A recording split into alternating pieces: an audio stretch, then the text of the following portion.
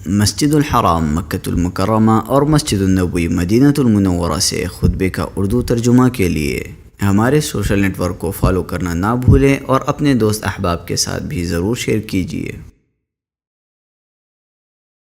خطبہ جمعہ مسجد الحرام، تاریخ 26 صفر 1446 ہجری، مطابق 30 اگست 2024 عیسوی۔ موضوع: تمہارے اوپر نگہبان مقرر ہے۔ خطیب: فضیلۃ الشیخ ماہر المعقل حفظہ اللہ۔ ترجمہ: ثناء اللہ صادق تیمی۔ تمام تعریف اللہ کے لیے ہے جو عظیم، بلند و بالا ہے۔ آسمان و زمین اور ان کے اندر جو کچھ بھی ہے صبح و شام اسی کی تسبیح کرتے ہیں۔ اس کی بہت زیادہ نوازشوں پر میں اس کی تعریف کرتا ہوں۔ میں گواہی دیتا ہوں کہ اس ایک اللہ کے سوا کوئی معبود برحق نہیں، اس کا کوئی شریک نہیں، وہ کمال و جلال میں یکتا ہے۔ اور میں گواہی دیتا ہوں کہ ہمارے سردار و نبی محمد اس کے بندے اور رسول ہیں جو کریمانہ خوبیوں اور شریفانہ خصلتوں کے حامل ہیں۔ اللہ آپ پر درود و سلام اور برکت نازل فرمائے اور آپ کے بہترین اصحاب اور معزز ترین آل پر، تابعین پر اور قیامت تک ان کی اچھے طریقے سے پیروی کرنے والوں پر۔ اما بعد، اے مسلمانوں، اپنے رب سے کما حقہ ڈرو اور جسے وہ پسند کرتا ہے اور جس سے راضی ہوتا ہے اس کی طرف دوڑ پڑو، اور اس دن سے ڈرو جس میں تم اللہ کی طرف لوٹائے جاؤ گے، جس دن انسان اپنے ہاتھوں کی کمائی کو دیکھ لے گا۔ امت مسلمہ، بے شک فرشتوں کے وجود پر اور ان سے متعلق وارد عظیم صفات اور عظیم الشان اعمال پر ایمان لانا عقیدے کے اصولوں میں سے ہے۔ اللہ تعالیٰ نے ان کی قسم کھائی ہے اور تمام جہان والوں میں ان کا ذکر بلند کیا ہے۔ فرشتے معزز بندے ہیں جن کو اللہ نے اپنے سے قریب کیا اور اپنی عبادت کا انہیں شرف بخشا ہے۔ وہ اللہ کی طاقت و قوت کے سامنے عاجزی برتنے والے ہیں، اللہ کے حکم سے سرتابی نہیں کرتے اور وہی کرتے ہیں جو انہیں حکم دیا جاتا ہے۔ وہ دن رات اللہ کی تسبیح کرتے ہیں، نہ کبھی تھکتے ہیں اور نہ کبھی سست ہوتے ہیں اور نہ اکتاتے ہیں۔ اس سے پہلے بات نہیں کرتے اور اس کی خشیت اور جلال سے ڈرتے رہتے ہیں۔ ان میں سب سے عظیم مقام اور قدر، سب سے بلند مرتبہ اور شان والے روح الامین جبرائیل علیہ السلام ہیں۔ نبی صلی اللہ علیہ وسلم نے انہیں اس شکل میں دیکھا جس پر اللہ نے انہیں پیدا کیا۔ افق پر چھا گئے تھے اور ان کے 600 پر تھے۔ اللہ تعالیٰ نے ان کا وصف بیان کرتے ہوئے فرمایا وہ قوت والے ہیں، عرش والے کے نزدیک مرتبہ والے ہیں، اور باوجود اس کے کہ انہیں عظیم مقام و مرتبہ دیا گیا ہے وہ اپنے رب سے بہت زیادہ خوف رکھتے ہیں۔ معجم اوسط طبرانی میں روایت ہے کہ نبی صلی اللہ علیہ وسلم نے فرمایا معراج کی رات جب میرا گزر ملائے اعلیٰ میں جبریل کے پاس سے ہوا تو اللہ عز و جل کے خوف سے ان کی کیفیت ایسی تھی جیسے بوسیدہ ٹاٹ۔ اور سنن ابو داؤد میں ہے کہ نبی صلی اللہ علیہ وسلم نے فرمایا جب اللہ عز و جل کلام فرماتا ہے تو آسمان والے آسمان میں ایک آواز سنتے ہیں جو پتھر پر زنجیر کے گھسیٹنے سے پیدا ہوتی ہے، اس سے وہ بے ہوش ہو جاتے ہیں اور پھر اسی کیفیت میں رہتے ہیں حتیٰ کہ ان کے پاس جبریل آ جاتے ہیں۔ ان کے آتے ہی ان کے دلوں سے یہ کیفیت زائل ہو جاتی ہے اور وہ جبرائیل سے پوچھتے ہیں تمہارے رب نے کیا فرمایا؟ وہ کہتے ہیں حق فرمایا اور وہ بلند و بالا اور بڑا ہے۔ مومنوں، اللہ تعالیٰ نے فرشتوں کو پیدا کیا اور ان کے ذمہ عظیم کاموں کو لگایا، لہٰذا ان میں سے کسی کے ذمہ اللہ کی طرف سے اس کے رسول تک وہی پہنچانے کا کام ہے، کسی کے ذمہ پیڑ پودے اگانے اور بارش برسانے کا کام ہے، اور کوئی سور میں پھونک مارنے پر مامور ہے۔ کوئی آدمی کسی بیمار کی عیادت نہیں کرتا ہے مگر 70,000 فرشتے اس کے لیے مغفرت طلب کرتے ہوئے اسے رخصت کرتے ہیں، اور کوئی بندہ نبی صلی اللہ علیہ وسلم پر درود نہیں بھیجتا ہے مگر فرشتے اس کے لیے مغفرت کی دعا کرتے ہیں، اور اس کام پر مامور فرشتہ آپ صلی اللہ علیہ وسلم سے کہتا ہے اے محمد، فلاں کے بیٹے فلاں نے اس گھڑی تم پر درود بھیجا ہے۔ اللہ کے کچھ فرشتے ایسے ہیں جو بندے کو اپنے رب کی اطاعت و عبادت پر ابھارتے ہیں اور اس کی نماز اور تلاوت قرآن میں حاضر ہوتے ہیں۔ کچھ فرشتے ایسے ہیں جو پہلی صف والوں کے لیے دعا کرتے جاتے ہیں. کچھ فرشتے ایسے ہیں جو جمعہ کے دن مسجدوں کے دروازوں پر کھڑے ہو کر پہلے آنے والوں کے نام بالترتیب لکھتے ہیں. اور کچھ فرشتے ایسے ہیں جو راستوں میں چکر لگا کر اہل ذکر ان لوگوں کو ڈھونڈتے ہیں جو لوگوں کو خیر کی تعلیم دیتے ہیں. جب وہ انہیں پا جاتے ہیں تو ان کے ساتھ بیٹھ جاتے ہیں اور اپنے پروسوئے ایک دوسرے کو گھیر لیتے ہیں, یہاں تک کہ اپنے اور دنیاوی آسمان کے درمیان کے فاصلے کو بھر دیتے ہیں. آپ صلی اللہ علیہ وسلم نے فرمایا ان کا رب ان سے پوچھتا ہے, حالانکہ وہ ان سے زیادہ جاننے والا ہے, میرے بندے کیا کہتے ہیں؟ وہ جواب دیتے ہیں وہ تیری تسبیح کرتے ہیں, تیری کبریائی بیان کرتے ہیں, تیری حمد کرتے ہیں اور تیری عظمت بیان کرتے ہیں. آپ صلی اللہ علیہ وسلم نے فرمایا پھر اللہ ان سے پوچھتا ہے کیا انہوں نے مجھے دیکھا ہے؟ وہ جواب دیتے ہیں نہیں, اللہ کی قسم انہوں نے تجھے نہیں دیکھا. اس پر اللہ تعالیٰ فرماتا ہے اگر وہ مجھے دیکھ لیں تو پھر ان کی کیفیت کیسی ہو؟ وہ عرض کرتے ہیں اگر وہ تجھے دیکھ لیں تو وہ تیری زیادہ عبادت کریں, تیری زیادہ شان و عظمت بیان کریں اور تیری بہت زیادہ تسبیح کریں, یہاں تک کہ رب تعالیٰ فرماتا ہے میں تمہیں گواہ بناتا ہوں کہ میں نے انہیں بخش دیا ہے. ان فرشتوں میں سے ایک فرشتہ عرض کرتا ہے ان میں فلاں شخص ایسا ہے جو ان میں سے نہیں بلکہ وہ تو اپنی کسی ضرورت سے آیا تھا. اس پر اللہ تعالیٰ فرماتا ہے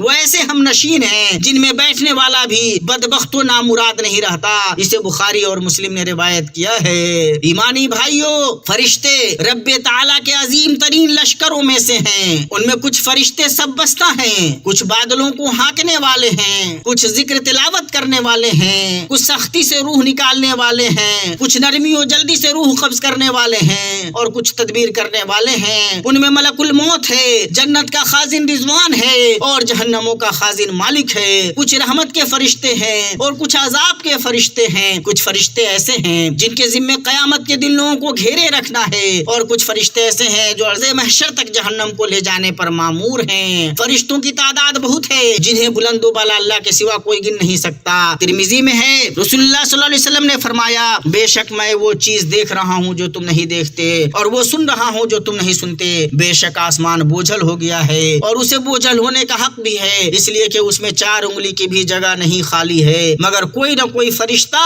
اپنی پیشانی اللہ کے حضور رکھے ہوئے سجدہ ریز ہے. بیت معمور 7ویں آسمان پر ہے جس میں روزانہ 70,000 فرشتے داخل ہوتے ہیں اور وہ اس میں دوبارہ نہیں لوٹتے ہیں. اللہ نے سچ کہا, اس کا فرمان ہے تیرے رب کے لشکروں کو اس کے سوا کوئی نہیں جانتا. مومنوں, فرشتوں میں ایسے بھی ہیں جنہیں اللہ نے اپنے قربت سے شرفیاب کیا ہے, اپنے عرش کے اٹھانے کے لیے انہیں چنا ہے اور وہ اس کی حمد بیان کرنے والے ہیں. سنن ابو داؤد میں ہے آپ صلی اللہ علیہ وسلم نے ارشاد فرمایا مجھے عرش اٹھانے والے فرشتوں میں سے ایک فرشتے کے بارے میں گفتگو کی اجازت دی گئی ہے. اس کے کان کی لو اور شانے کے درمیان 700 سال کی مسافت ہے. اللہ کی اپنے مومن بندوں پر کمال مہربانی میں سے وہ ہے جو اس نے ان کی سعادت کے ذرائع مہیا کیے ہیں کہ عرش کے اٹھانے والے فرشتے ان کے لیے مغفرت طلب کرتے ہیں اور ان کے دین و ایمان کی درستگی کی دعائیں کرتے ہیں. اللہ تبارک و تعالیٰ کا فرمان ہے عرش کے اٹھانے والے اور اس کے آس پاس کے فرشتے اپنے رب کی تسبیح حمد کے ساتھ ساتھ کرتے ہیں اور اس پر ایمان رکھتے ہیں اور ایمان والوں کے لیے استغفار کرتے ہیں. کہتے ہیں کہ ہمارے پروردگار تو نے ہر چیز کو اپنی بخشش اور علم سے گھیر رکھا ہے, بس تو انہیں بخش دے جو توبہ کریں اور تیری راہ کی پیروی کریں اور تو انہیں دوزخ کے عذاب سے بھی بچا لے. اور ہمارے رب تو انہیں ہمیشگی والی جنتوں میں لے جا جن کا تو نے ان سے وعدہ کیا ہے اور ان کے باپ دادوں اور بیویوں اور اولاد میں سے بھی ان سب کو جو نیک عمل ہیں یقیناً تو غالب و باحکمت ہیں, انہیں برائیوں سے بھی محفوظ رکھ. حق تو یہ ہے کہ تو نے جسے برائیوں سے بچا لیا اس پر تو نے رحمت کر دی اور بہت بڑی کامیابی تو یہی ہے. اللہ مجھے قرآن و سنتوں میں برکتوں سے نوازے, ان کے اندر موجود آیات و حکمت سے مجھے اور آپ کو فائدہ پہنچائے. میں اپنی یہ بات کہتا ہوں اور اپنے لیے اور آپ کے لیے ہر گناہ اور خطا سے مغفرت طلب کرتا ہوں. آپ بھی اس سے مغفرت طلب کیجیے, بلا شبہ وہ بڑا بخشنے والا ہے.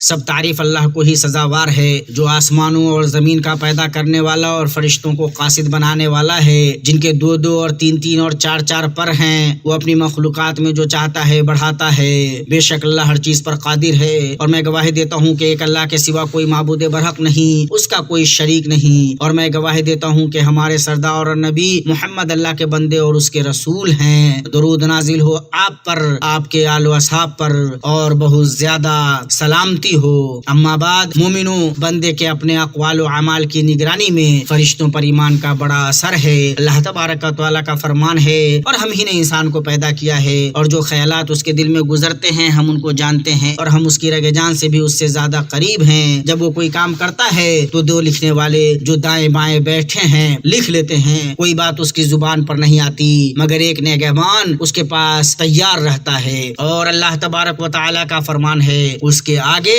اور پیچھے اللہ کے چوکیدار ہیں جو اللہ کے حکم سے اس کی حفاظت کرتے ہیں۔ کچھ فرشتے نیکیوں اور برائیوں کو لکھنے کے لیے تعینات ہیں، اور دوسرے فرشتے ہیں جو اللہ کے حکم سے بندوں کی حفاظت کرتے ہیں۔ اور صحیحین میں ہے، رسول اللہ صلی اللہ علیہ وسلم نے فرمایا، کچھ فرشتے رات کو اور کچھ دن کو تمہارے پاس کے بعد دیگر حاضر ہوتے ہیں، اور یہ تمام فجر اور عصر کی نماز میں جمع ہو جاتے ہیں۔ پھر جو فرشتے رات کو تمہارے پاس حاضر ہوتے ہیں، جب وہ آسمان پر جاتے ہیں تو ان سے ان کا پروردگار پوچھتا ہے، تم نے میرے بندوں کو کس حال میں چھوڑا ہے؟ حالانکہ وہ خود اپنے بندوں سے خوب واقف ہے۔ وہ جواب دیتے ہیں، ہم نے انہیں نماز پڑھتے چھوڑا ہے، اور جب ہم ان کے پاس پہنچے تھے تب وہ بھی نماز پڑھ رہے تھے۔ اسے بخاری و مسلم نے روایت کیا ہے۔ آدمی جب اس بات کا احساس رکھے گا کہ فرشتے اس کے ساتھ ہیں، اس کے اعمال لکھ رہے ہیں اور اس کے خالق تک پہنچا رہے ہیں، تو وہ اپنے رب کی اطاعت میں کوشش کرے گا اور اس کی نافرمانی سے بچے گا، اپنی نماز پر پابندی برتے گا، بطور خاص فجر اور عصر کی نماز کی پابندی کرے گا۔ جب شب و روز کے فرشتے اکٹھے ہوتے ہیں، یہ فرشتے ہمارے پاس سے جا رہے ہیں اور ان سے پوچھا جائے گا، اور یہ ہمارے ساتھ بنے ہوئے ہیں اور لکھ رہے ہیں، اور ایسا ہی ہر دن و رات ہوتا رہتا ہے۔ اللہ تبارک و تعالیٰ کا